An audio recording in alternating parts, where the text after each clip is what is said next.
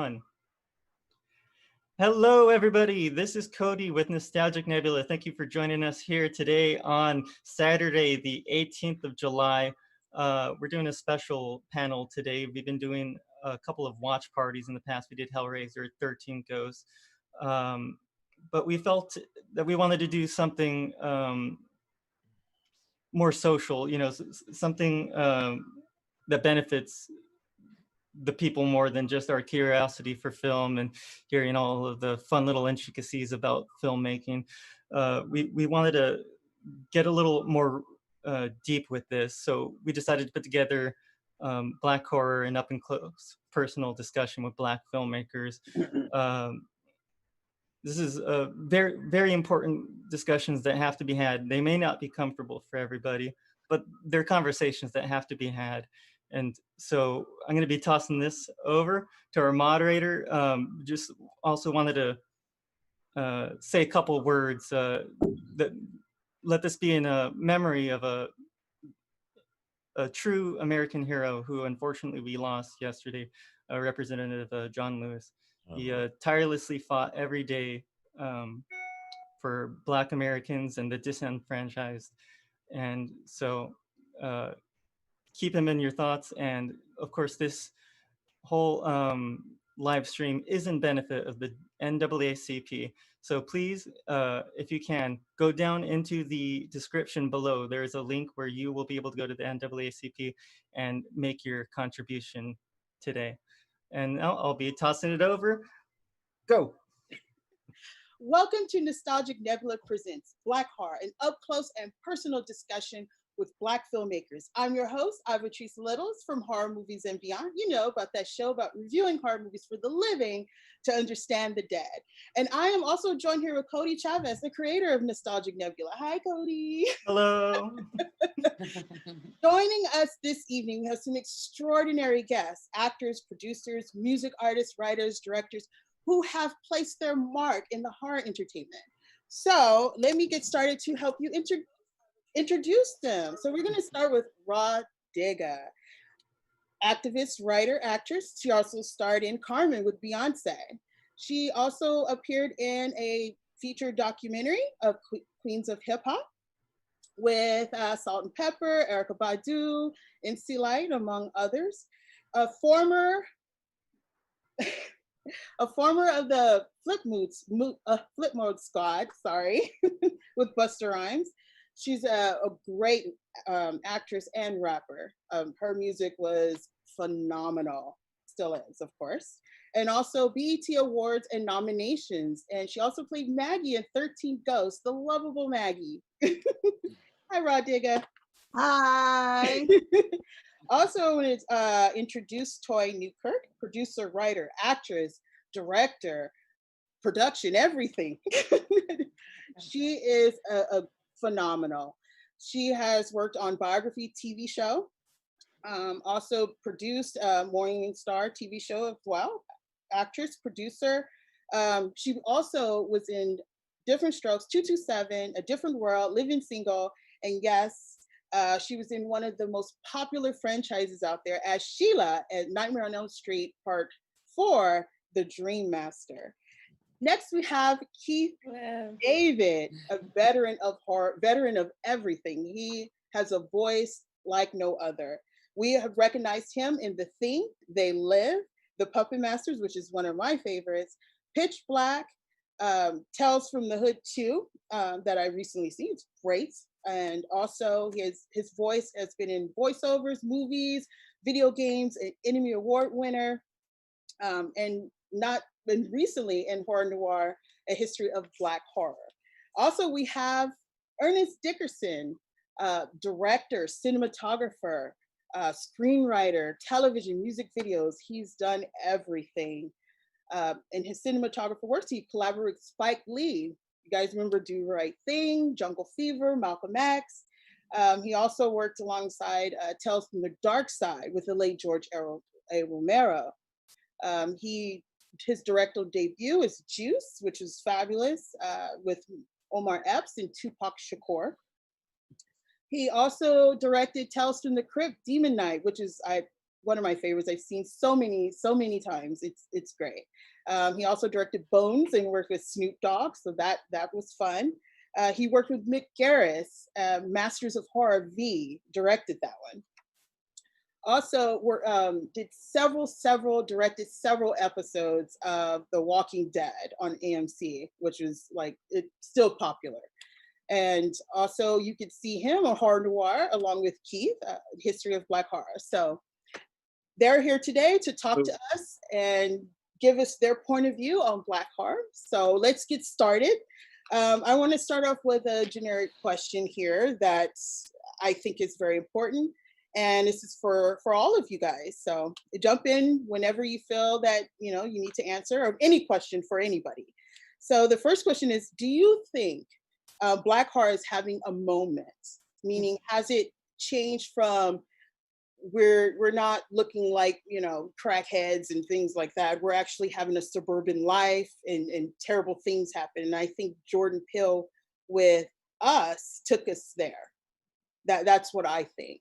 But since you guys work, you know, in the industry, do you see anything different, or has it changed in your perspective?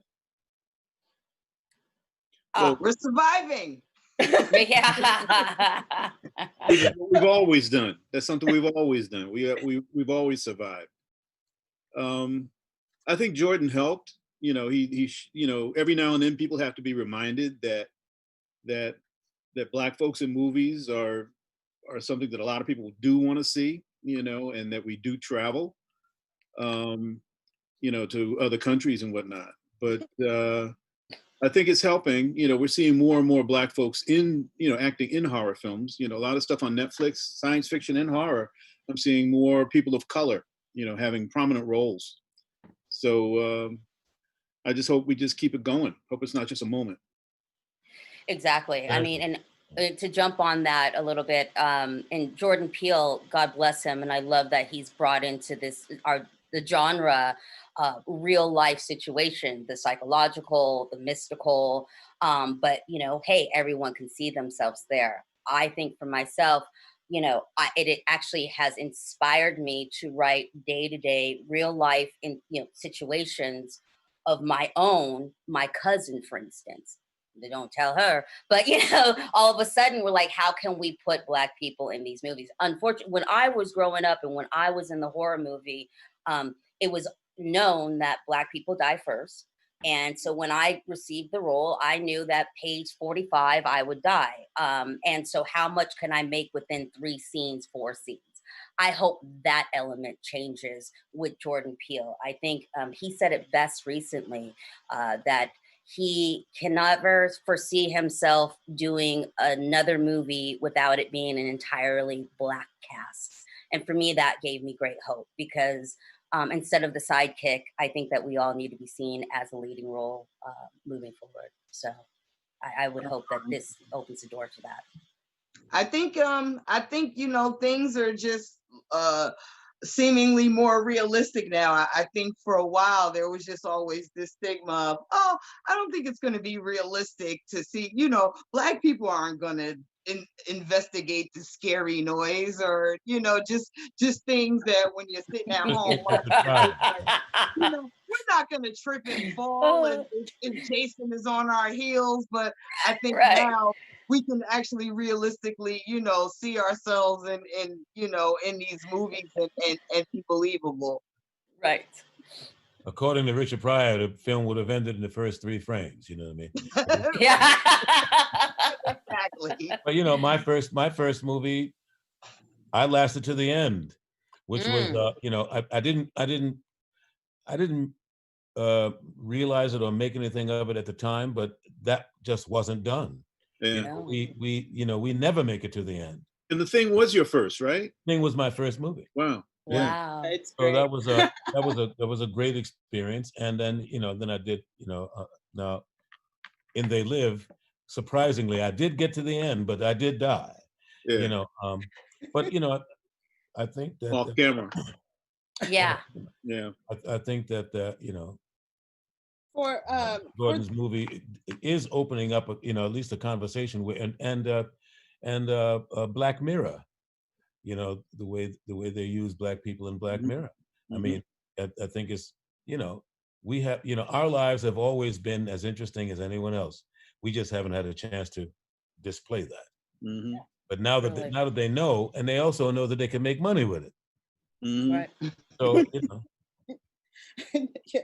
Going back to the thing, when you said you lived all the way to the end, was there any idea that they would continue like with a part 2 or continue with that story at all at the time, or it was just you just lived to the end? And no, I mean, the way it ended, you know, it was set up for a sequel. But at the time that the thing came out, which was 1982, Poltergeist came out around the same week, but E.T. eclipsed everything. E.T. had come out. We opened in July. E.T. opened January, February, something, whatever, like 3 months prior, and it was still #1 through the summer. So we were eclipsed by E.T. And everybody wanted their aliens cute and cuddly. Oh, yeah. Also, you know, our special effects were innovative for the time. You know, Rob Bottin, I mean, that whole team, they were, it was phenomenal. But the critics dogged it. I mean, the critics I mean, the reviews couldn't have been worse, you know. And it was like, it was really surprising. I mean, nobody asked me, but I felt that it was a November, October movie. If it would have come out, you know, at Thanksgiving, you know, Thanksgiving break, I think it might have done better. But I guess, you know how these studios do everything. Everybody comes out with the same theme. They've been doing that for years. So, you know, so we came out, you know, wanting to be the summer blockbuster, but it wasn't. Now, you know, although they dogged it for the next 35 years, you know, if you go to any Comic-Con, there's the thing. I mean, it's like, now it's a classic. Yeah, it's a classic. It truly is a classic. Here's my poster right here. It's actually my favorite movie in the world. So it's a funny story I'll tell later, but why it is. But yeah, I can't believe that it had such a review so horribly, but it's done so well. I think it's one of the remakes done almost perfectly that you don't see very often. And I definitely loved it and loved you in it. Well, you know, just really quick, something about the horror movies, what I found out by going to different Comic Cons, and right now, I didn't realize Nightmare on Elm Street being on the circuit after 30 years. I just hopped on this, you know, con circuit about 3-4 years ago, and they fly you all over the world, but there's thousands of people that, you know, want to meet you, and it's generational at this point. And so that was something about the horror world that I had no idea I was stepping into, and how much they will love you until it's over, you know. And it's 30 years now. I can only imagine how it's going to be. So I was just, when I booked this role, I didn't want it because I wanted a different world, which I got later, but I was up for another role. So I was like, oh, fine, I'll do this. But it's like seasoned well.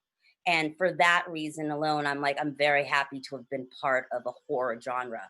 Makes me want to do more work within that genre. Rod Digga, earlier you said something about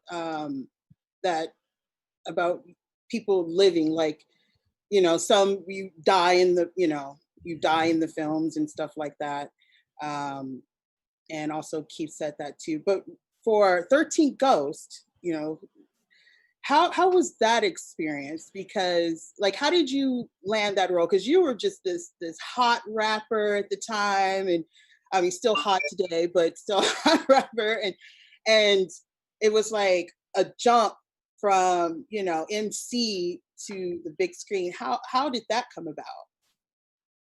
Well, for me, I originally, and I told this story at the last Nostalgic Nebula panel I did.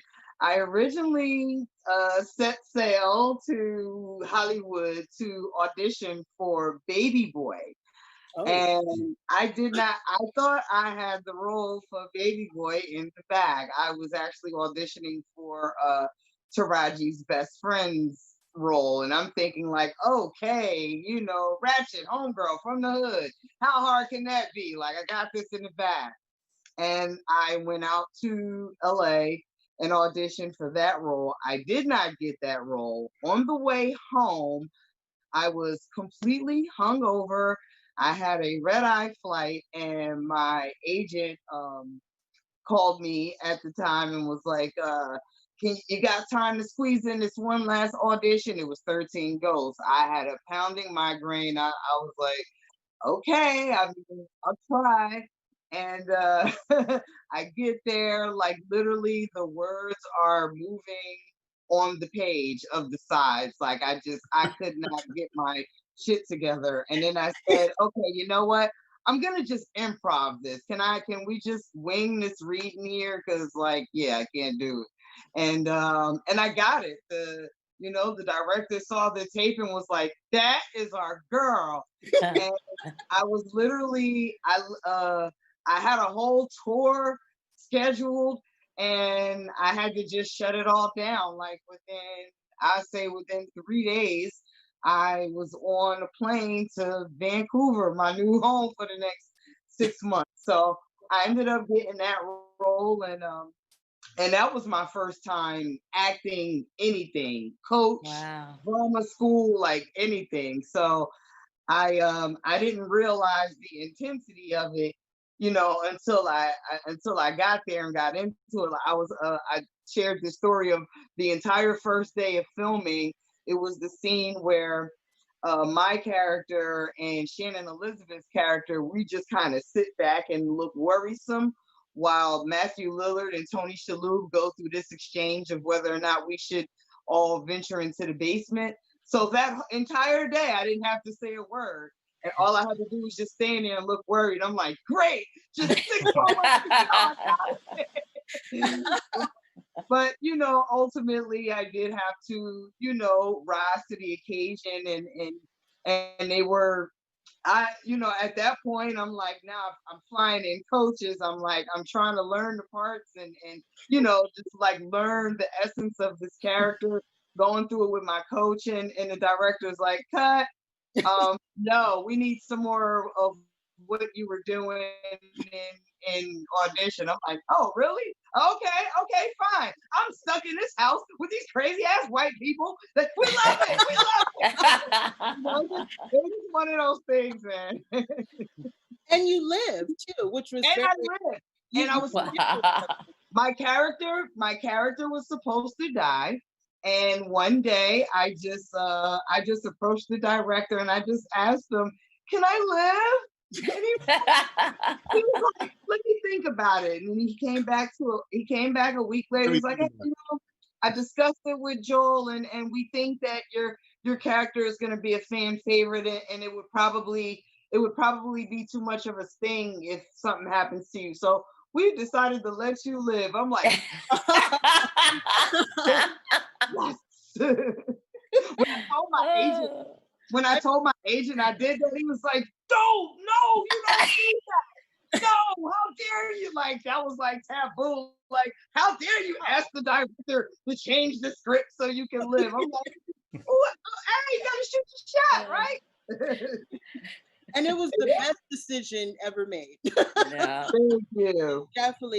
It definitely was. Yeah. So I want to get to our next question here for all of you. What do you think that needs to change in Hollywood for Black actors to get more starring roles? I feel you have to be white enough to get the roles, but Black enough to keep the stereotypes in the home. Interesting. That's an interesting question. Yeah, I think first of all, they need to be written. When I was younger, I remember I said to my agent at the time, just send me out on anything. I don't care if it says Asian, Mexican, white, Black, just let me go. And half of the work I accrued as guest stars was because of that. And what I said is just allow me to be my Black self and be in anything I choose this to be. It didn't, I don't know how well that will, how that works now. I just think that because of Jordan Peele and even Tyler Perry and all the BT, like we can actually specifically write roles for us. It does not have to be gentrified roles. It does not have to be ghettofied roles. They are just roles of life of all of us. And I think that we are the only race that has to live in a prism that's so shallow and so constructed in this is how you need to be. This demonstrates or demonstrative of what a Black woman is supposed to be. And I just don't like that. I find that we can be so many different walks of life at any given time.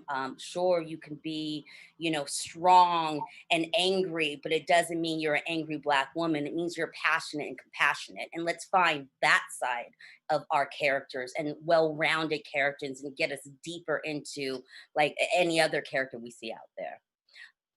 I don't know how it's going to happen or when it's going to happen, but I hope it. Ernest, are you writing it? Yeah, I am. Yeah. Actually, it is going to take more filmmakers of color out there to do that. Yeah, and writers. You know, my second and my third film. My second film was Surviving the Game. My third film was Demon Knight, and in Surviving the Game, the role that went to Ice-T was not written for a person of color. And actually, the studio wanted Charlie Sheen for that role. Yeah, believe it or not.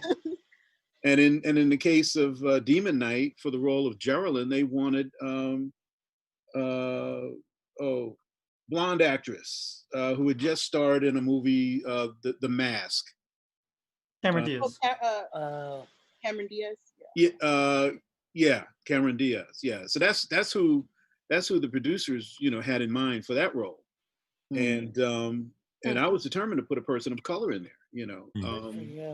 And luckily I was able to prevail. In the case of Demon Knight, I had just seen Jada in Menace to Society, and loved her work in it, you know. And I wanted Geraldine to be, you know, a little person anyway. I wanted somebody small of stature but really tough. And I had just seen, and I was trying to figure out who am I going to get for this. And then when I saw Menace to Society, I said, that's what I want. And I had to sell her to the producer, you know, but she went in and she met with him, and the producer was Joel Silver, you know, who's a pretty big guy. And she was able to pull it off. But, you know, one of the things I wanted to play on also was the fact that introduced this character, you think she's going to be one of the first persons to die. You don't think that she's going to be the heroine at the end of the story, wind up saving the world, you know? So,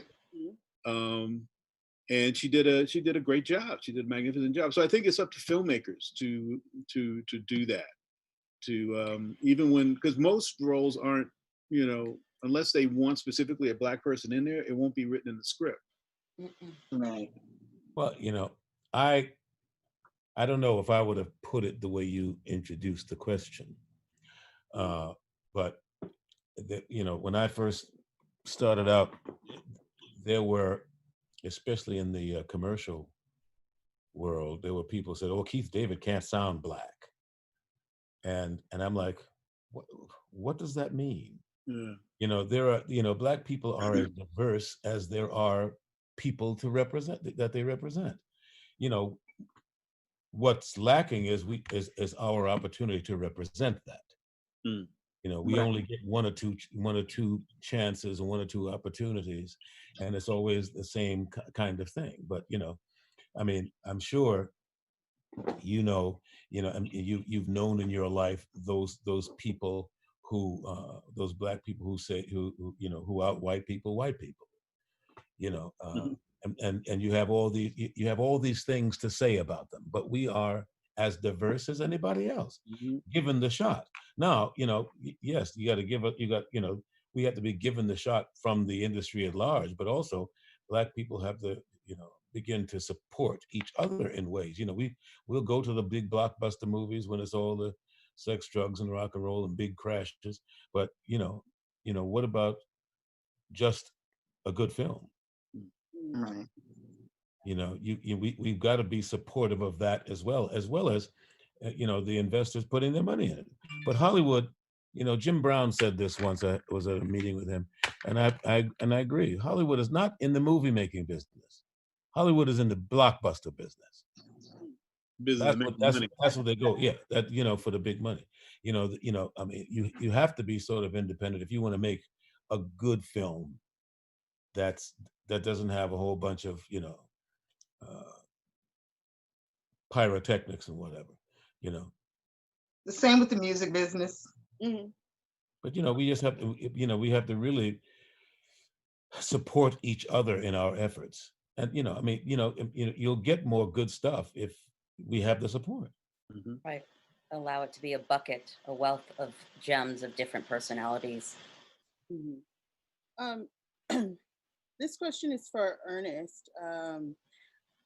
Like I said, I've seen a lot of your films, especially the early ones when you were just when you started out as a cinematographer with Spike Lee. And I've always wondered this, because this question here I'm about to ask, like when you was working with him, Spike Lee, he's very different. He's very into the Black culture. His films give there's a statement: Black togetherness, the struggle, the perseverance. So when you went from cinematography to directing, or other, cinematography works, was it different than what you were? It seemed like he was more of a mentor. Was it different converting over to the mainstream versus the style of Spike Lee? Well, we met in film school. Yeah. We both went to NYU. We, and one of the things that helped us bond is the fact that he went to Morehouse, I went to Howard, and Howard always kicked Morehouse's ass in the homecoming games, So it started kind of like, button heads like that. But, after that, we started talking about, the movies that we wanted to make, the kinds of movies we wanted to make. And I've always grown up loving genre films. The first movie I ever remember seeing was a horror film called It Came From Beneath the Sea, about a giant octopus that wrecks the Golden Gate Bridge. I remember seeing that when I was, probably around 4 years old. And grew up, growing up in the projects in Newark, New Jersey, when the next horror film came out, everybody ran to see it. We always went to see, great genre films, So I grew up seeing those kinds of movies, seeing the original War of the Worlds, stuff like that. So, I knew that even though I was a cinematography major in college, I was still going to be doing a range of subjects. And actually, the first film that I ever photographed professionally was a science fiction movie called The Brother from Another Planet. So, and that was different than working with Spike, because John Sayles is just a different type of filmmaker. He's more of a writer who became a filmmaker. Spike is a filmmaker who's also writing. So, was it different going out into the world? Not really. It's always going out there and being clear about the kind of story you want to tell and how you want to tell it. That reminds me of a quote that you said in Horror Noir. You said, it was an interview you had with New York Times, sorry, not Horror Noir, but you said, "I love to shoot, but directing is all about telling a story. And there are so many stories out there I want to tell." So what stories would you like to tell? For what different aspects of a genre? Because you love horror. That's one of your favorites that I've read. I hope that's right. So, like, what kind of story do you want the audience to know? What kind of story you want to tell? Well, actually, my wife and I are collaborating on a couple of scripts. two scripts that we've done that are in the horror genre, that we're trying to get out there. And some of the scripts that I'm reading, you know, I actually was sent a really interesting script that is a Black horror film, that is, you know, the horror that comes from the legacy of slavery. So the stuff that I've written, I don't want to say too much about it, but you know, I like to take put new wine in old bottles, and that's one of the things that I'm doing. You know, I'm looking at some classic horror literature and updating it and setting it today with more people of color in it. I'm sorry, total sidebar. Ernest, did you say you grew up in Newark, New Jersey? Yes, I did. Okay, because I'm from Newark, New Jersey. My mother was really? born in Dayton Street Projects. I'm from Ivy Hill. You were in Dayton Street?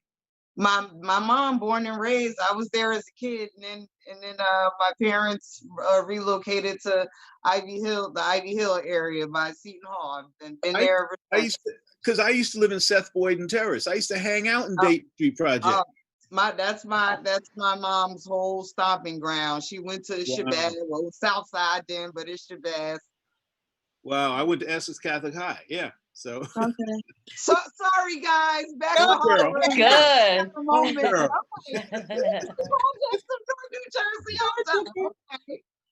So, Raw Digga, we're gonna go back to you. You saved the day in 13 Ghosts. I did. But what I find was, I watched it again. I watched, you know, all you guys' movies so many times, but I watched that one again, and I realized they don't really celebrate it that you saved the day. It's like, you were in there, you were messing with the machine, and it was like, I thought you were, you know, coming out with a new album. It was like the way it was, and then it exploded, and then it just went on to the family, and you know, and that's it. I thought Black Twitter celebrates it. Because I did that. I did put it on Twitter. Let's celebrate Raw Digga for, you know, the final girl. Well, I did have the closing scene. They let me, they let me have my way with the outro. They let me cuss the family out. I actually got to give Newark a shout out. And I had the title song and the rolling credits. So it was a, nice little ode to Digga at the end. I think what was made unclear though was like, what was the fate of the family after the fact? Like, where did we go from there? And it could have made for a great sequel. Like, where did these ghosts go? Where did the family end up? Did they follow us like Poltergeist, or even a prequel? Like, how did the souls of these ghosts get captured in the first place? I was looking forward to seeing more. Okay. And I want to go to another question here that I have. My question is, everyday life for Black people is horror to some. And I want to use Tales from the Hood as an example, because in that we see about slavery, police violence, voodoo, domestic violence, gang violence, and things like that. But that's every day, almost every day for quite a bit of Black people out there. And what could have that, when you guys seen the movie, hopefully you guys seen it, like, what do you guys think? Because obviously, I don't know, did you live in that, or did you know people who lived in that, or how did that movie kind of reflect on you when it came out, or your thoughts? Is this for everybody, or? Yeah, for everybody. Oh, okay. Oh, sorry. I was like, technical difficulties. Well, I will. I guess I'll go. I personally, I love the movie. It's one of my, it's one of my cult favorites. It's one of those that I can watch over and over again, like Boys in the Hood and Menace and stuff.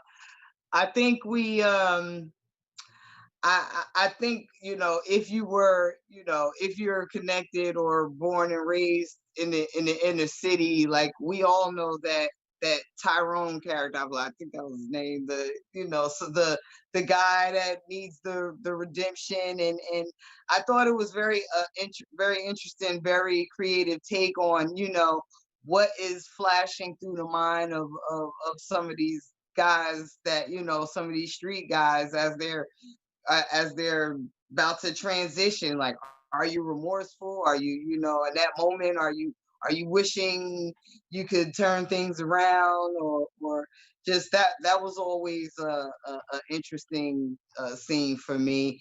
And also the slave story, I thought was also another one that I think hit home for me, because I always wonder, you know, I'm a person that does believe in ghosts and in real life, and in spirits, or I don't want to say ghosts, but I am one of those people that believe in energy and things of that nature. Like, we are spirits, we are energy, our bodies vessels.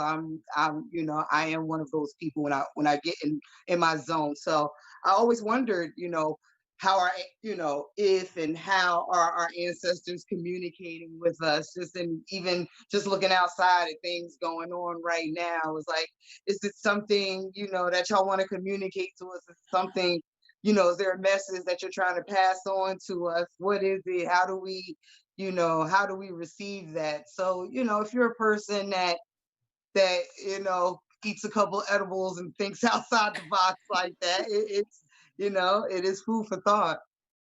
Okay.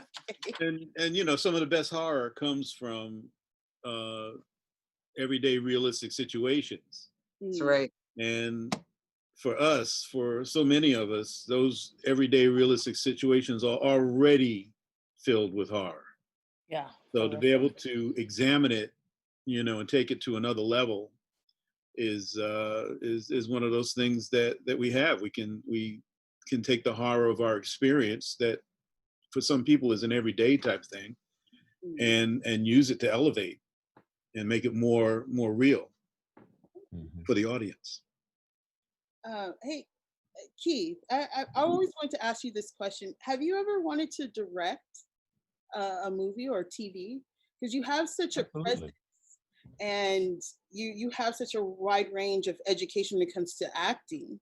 I've feel like I'm just waiting for that moment where it's directed by Keith David. Have you ever? You and me both. I've directed plays, and I've actually been in conversation recently about directing 2 movies. I had one movie that the financing fell through, and then I was in conversation with another movie, and COVID hit. So right. You know, I'm looking forward to the day. I mean, I would really like to do it. I mean, I had one opportunity that I backed off from because I was feeling a little bit unprepared for, you know, but I have to let that go. I think I have, you know, whatever I lack in practical experience, I can make up for with a great DP and good a good team around me. Plus, I got plenty of guys, go-to guys who I can ask whatever I need to ask. Ain't that right? You can call me anytime, bro. I have a question about the movie They Live. That fight scene is one of the most famous fight scenes out there. The best. It is the most famous, the best, the everything. Was it improv or was it scripted? Because it seemed like it just went on and went on. And I was scared at the point, where are those glasses? Put on the damn glasses. I know. I can tell you that whenever you see, in whatever genre, and whenever you see a great fight in a movie, it's very well choreographed. Right. Unless you're working with Steven Seagal. You know, yeah, we worked on that for We rehearsed for 2 weeks, and we shot it over 3 days. Really? And the whole fight was 7 minutes of screen time. But if you remember The Quiet Man, there was a John Wayne movie called The Quiet Man. In Ireland, the one in Ireland. The one in Ireland with Victor McLaughlin, and they're the two guys, and they fight throughout the whole town. They have this fight that just goes throughout the whole town. It was based on that fight, and basically, it was because it had a story. The fight had a story. It escalated, and and it's between two friends, and Roddy Piper was phenomenal. He taught me so much about how to sell it, and taught me a couple of moves, if I ever have to use them. But he was fantastic, and that's when the fight scene it's always about selling the hit and selling the punch. You got to get the right angle on get the right angle of the punch, and you don't have to be anywhere near the person with the right angle. It just looks like, as long as the reaction is on time, So we just played. We had we trained enough to be able to play and have fun. And there was only one time that I actually hit him, and that was like the first time we'd been rehearsing. We're about to shoot the scene, I think the next day, and E.T. came by with their cameras at night, and they wanted to see a little piece of the fight. So he said, come on, let's go. And that first punch, I get just too close to him and hit him right in the nose. And he's like, come on, let's do it again. But other than that, I've never felt safer in my life. He was definitely a champion guy. Yeah, I don't think we get enough credit for doing our own stunts. I tried to be a big badass. When I hit with that book in 13 Ghosts, that mess hurt. Like at first, they wanted to put a stunt double in. I'm like, no, I wanted to look realistic. No, it's okay. She can hit me. She's doing these little love taps. I'm like, come on. And then she whacked me real good. It actually hurt. And I guess my real reaction was like, like, and the director's like, that's it. That's the money shot. I'm like, yeah.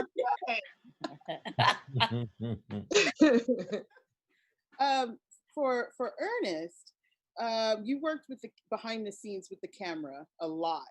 So when you went into the director's chair, did it come naturally? Was it difficult, or like to transition from camera cinematographer to director? Well, in my career as a cinematographer, a lot of the directors that I worked with also acted in front of the camera. Brother from Another Planet, my first film, John Sayles played one of the alien bounty hunters who was hunting down Joe Morton.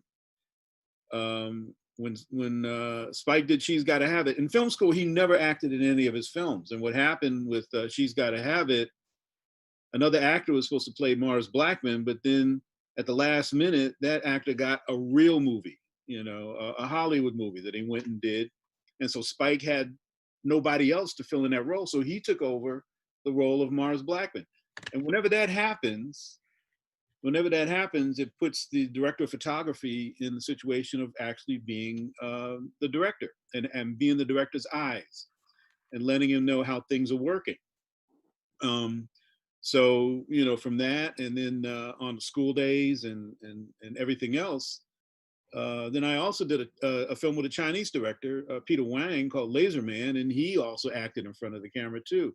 So I had a chance to kind of rehearse it a little bit several times before I finally got to do Juice. Okay. So for Toy, I noticed you have like an extensive background in producing and directing. Oh. A lot. So I was curious of why not continue with the acting when to keep going with that. Yeah, like I started acting when I was 5 years old. So I started in a whole nother world where, with Todd Bridges and Gary Coleman, and we were at Kim Fields, we were just doing our thing, and working quite a bit. And by the time I hit 18, my father also, a sub note, my father's a cameraman. Um, he was never a director of photography, but he was a camera assistant and operator. And he went on to do Color Purple, Batteries Not Included, Empire of the Sun. So I hung out on set with him. So my first love, although I was acting, I love acting. It's what I do. It's fun. Like, it's always playtime. But the craft of making a movie or a television show, or even down to a commercial, always fascinated me. I like the technical side of it. I like the camaraderie of having many different departments come together and sit around that table and talk about what's the look, the feel, the time of day, all of that. And as a Black actress, I never was able to receive that attention from any type of director. So I always knew it existed because I would sit on, my dad brought me everywhere, God bless him. But he would bring me on set and just say, sit there and just be quiet. And I was dutiful because I wanted to learn the craft. And that's what it was a craft that I honored. So as I had my Me Too moment, I was coming in, I screen test for a movie over at Warner Brothers. It was me and 4 other beautiful Black women. And had a one-on-one with the director. And I was pretty much told that what I could do to get the role. And I had worked too hard by then. I was 20 years vested in the business. I was 25 years old. And I was like, how dare you? I've trained for this, let me just be me. And that's when I said, I've got to find something that's never going to ask me to do something untoward. Like, I can control my destiny. Now, when I made that move, my dad told me, step down, learn it from the beginning. I was a PA. I was a production coordinator, a production manager. I worked on different music videos, commercials, a band apart at Quentin Tarantino's production company. And I held my head really low and no one knew I really was an actress. And for better or worse, it allowed me to traverse seamlessly to get to where I needed to go. But I didn't realize I was going to stay out of acting so long, because now it's been 20 years where I've had a career. I can go and I feel like I can shoot a project. I can direct or write. I can do digital, or there's nothing that I don't feel like I can't do. But again, opportunities I find are to take the next step for me is probably going to be either include to go forward with acting and add that into my repertoire of writing, and which COVID, which is ironic, has allowed us, at least myself, to refocus what's my natural state of being and where's my peaceful state of being and how can I create from that state.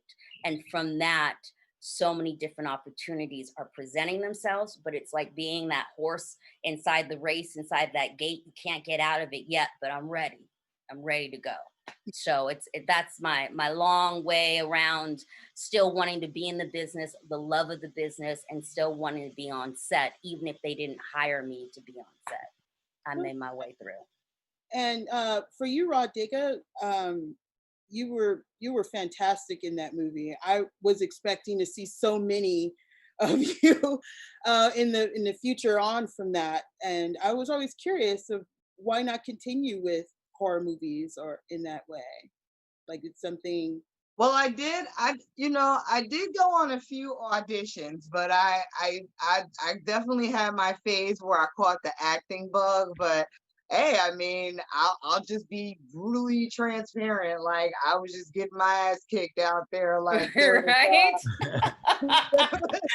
I mean, I think Regina King got me for like 3 roles. Like, there was one particular role I went to audition for, Miss Congeniality Part 2, and when I called just to like verify the time and appointment, they're like, "Oh, no worries, sweetie. You don't even have to bother showing up." Oh no! Already has it.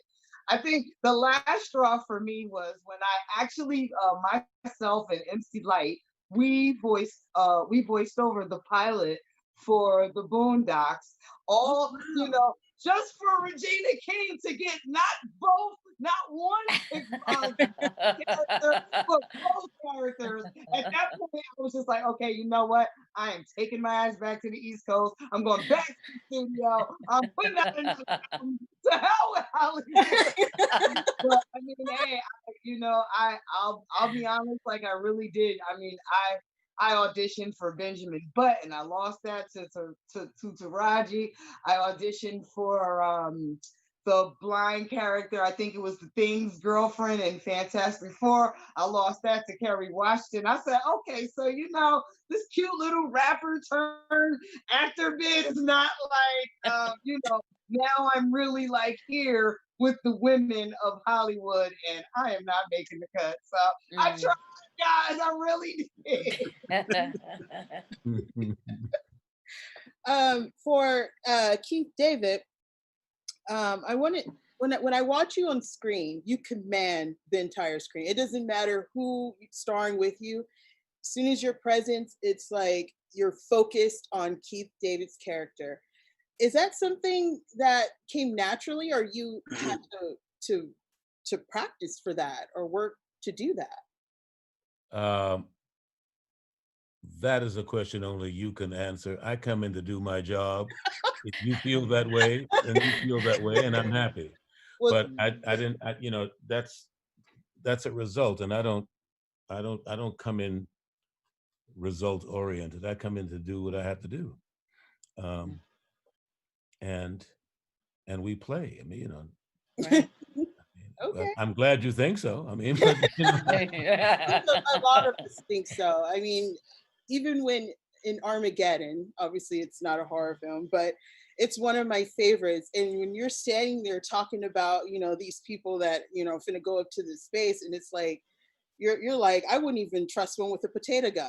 I mean, you're just like, it's like, and you were with like, you know, Bruce Willis and everything, but you didn't see them when they walked in. It was like, the expressions and just your demeanor and just your confidence in your films is just, it's fantastic. It really is. But I just have to say, you know, your voice became one of the most iconic, you know, your Spawn. I played the video games, I watched the cartoons, you're like Spawn. So how did that come about? How did voiceover became such a big thing in your career? You know, after I got out of school, I mean, one of the things that I wanted to do most was voiceovers, and mostly like I wanted to do cartoons or animated series, but I really wanted to do documentaries because, you know, Ossie Davis, Percy Rodriguez, these were brothers who, you know, James Earl, of course, and Morgan, but Percy Rodriguez especially. Percy Rodriguez was Percy and Glenn Turman, first two Black men to be on a network, a regular on a network TV show. And that was taking place in the 60s. Wow. And when Percy speaks, he's like, you know, what is it, the bull or whatever, you know. I mean, you just listen. He played the High Commander in Star Trek. Oh. If you're a Trekkie, he was the High Commander. And when he came in, I mean, the two main Black characters in Star Trek in those days was Percy and William Marshall. Yeah. And when you heard them talk, you didn't want to hear nobody else. And and I mean I mean, that's commanding, and I wanted to do that.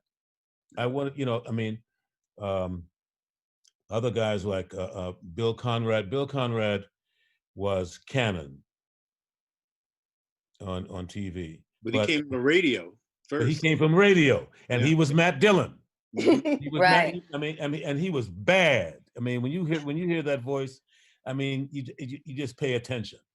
And he used to do like Animal Kingdom, and John Forsythe used to do,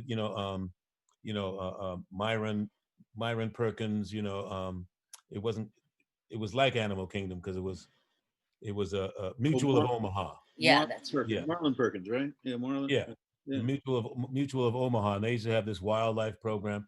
I mean, that stuff fascinated me because you know, you hear these wonderful stories being told and you want to hear it and you learn something. You know, I mean, as an actor, I wanted to do that. You know, and then, you know, and you know, I will tell you any day of the week, I am living my dream because I wanted to be an actor my whole life. So every day of my life is gravy. Blessings. I mean, I don't. Do I want to act every day? No, I don't want to act every day. Some days I want to chill out, but the fact that I get to do that's what I get to do. I mean, that's a blessing. If I die tomorrow, I can say, St. Peter, I had a good time. A good run. And we're just almost at about that time of the night to round up, but we did have a pretty good audience question. They said all of you are very inspirational. Who inspired you in your craft? Well, I would say my father, who came from Baltimore as an engineer, only first Black man to graduate from where I believe he went to Morgan, and came out to California with $79 and my mom and brothers, and I wasn't even born yet, and saw a newspaper article that said they were looking for people in the camera department. And from there, he became really an icon within his industry, within his business. And for me to look up to my father as a Black woman, knowing I have a Black father that stayed home and did for us and taught us, he really inspired me to go into the business, although he did not want me to go into this business. So, because he knew how hard it was, especially on us. But that would be the person that inspired me to continue down the path of creativity and the magic of movie making. Yeah, I think my person that inspired me is my uncle. My dad died when I was 8 years old, so my uncle, you know, kind of became my big brother and my father as well. Uncle Daoud. He was the first person to put a camera in my hand. He was a world traveler, a jazz musician, and jazz was always in my house and still is in my house. And he inspired me, and I think everything I've ever tried to do was to make him proud of me. And he was the person that let me realize that movies were photographed, and gave me my first camera. Helped me buy it anyway. So wow. And Digga, what inspired you? Queen Latifah definitely inspired me in my craft. I mean, she inspired me every step of the way. She was the person that made, you know, being a artist a realistic goal for me, because I thought it was like, I thought television was this imaginary place where, you know, you had to be from New York or you had to be from some faraway land. It's like, wait, this girl from Irvington, Newark, New Jersey is on TV. So she inspired me to really, like, you know, follow my dream and my passion as far as music. And then from there, like, she just kept going. And then to see her on the big screen, it was like, oh wow, like I can actually do that being a musician from Newark. So I'm gonna go with Queen Latifah for sure. Another Newark native. Another Newark native. Right. I had the opportunity to work with her, and she is a doll. I love Dana. She is my heart. She's a good lady. And you, Keith? Well, I always loved guys like Roy Glenn. You know, he played the father in Guess Who's Coming to Dinner? Oh yeah. Canada Lee, Brock Peters. Yeah. You know, you know, I mean, these guys, to me, they were, you know, they were character actors, but and you just believed them. That's what I wanted to do. You know, when you saw them in a movie, you just believed them. You know, they are who they say they were. And it was like, there was like no acting involved. You know what I mean? It's like, you know, it's like, I want to do that. Yeah. Yeah. Okay. So I guess we're going to wrap it up right now. And thank you guys for coming out here. Thank you so much. And thanks for the viewers that are watching. You can definitely check out Keith David. He's on Greenleaf. I believe is their 6th season right now? It's our 5th season. Oh, 5th season. last. Oh. I Wow. probably voted wrong, but 5th season, and you could check him out. It's on OWN, the Oprah Winfrey Network, starring as Bishop James Greenleaf, American television drama, and also with director Ernest Dickerson. He has is it in the works? Or you as documentary, The Horror Crowd? Is that already out? The Horror Crowd? Yeah, it said that you had something Horror Crowd. Maybe not. No. No. Okay. We have Bosch. That's that currently going on right now. Yeah, I did episodes 8 and 10 of the last season. Okay. There's interrogation on CBS. Yeah, okay, and Raw Digga, you have a YouTube. I can't say the first name, but you can. You're Not a Mean Guy Cast. It's a podcast that I am the co-host with Lord Jamar from Brand Nubian. Very it's a very polarizing show. He is a conscious brother that pulls no punches. If you think the interview with Nick Cannon was controversial, that was like a walk in the park compared to what I'm contending with my host. But you know, he's a great guy, and we cover a lot of ground. So You Know What I Mean, Godcast on YouTube, and also, you know, Digga, I still make music. You know, I'm not out here twerking. My knees are bad now, but I definitely, you know, I still make music. RodDiggaMusic.com is my website. Digga Music on YouTube. You can definitely hear some what do you call it? Would you say new wine and old bottles? I would describe my music. I love it. I had a great line in a play once, and the character said, "Old wine thrives best within a new bottle." There you go. Okay. And Toy, are you appearing in a documentary, the Fred Heads documentary? Oh gosh, yeah, they interviewed me. That's interesting. Yeah, that should be coming out, I think. I don't know. But I am working on a YouTube show with the Final Girls from the Nightmare series. And that's 1, 2, and 3 with Mark Patton, Heather Langenkamp, and Lisa Wilcox. And we actually just kind of are rolling with that, and maybe should be dropping that within the next couple of weeks. Outside of that, I'm writing and preparing for COVID to be over. Yes, I think we're all. Yeah, yeah. So thanks again, and I'm the host, Ivotres Littles, and also with Cody Chavez there. Yes, thank you, Ivotres. Once again, thank you everybody for tuning in. This is Cody with Nostalgic Nebula over here at the Frida Cinema. This live stream has been in benefit of the NAACP, so please, if you can, go down into the description below. You'll find a link that you'll be able to donate to the NAACP. These are the conversations that have to be heard. They're not exactly the same kind of live event that we've been doing, but if you want to check us out, keep up to date with us, click the bell icon and subscribe to Nostalgic Nebula. You'll be able to watch Raw talk about 13 Ghosts on our 13 Ghosts panel.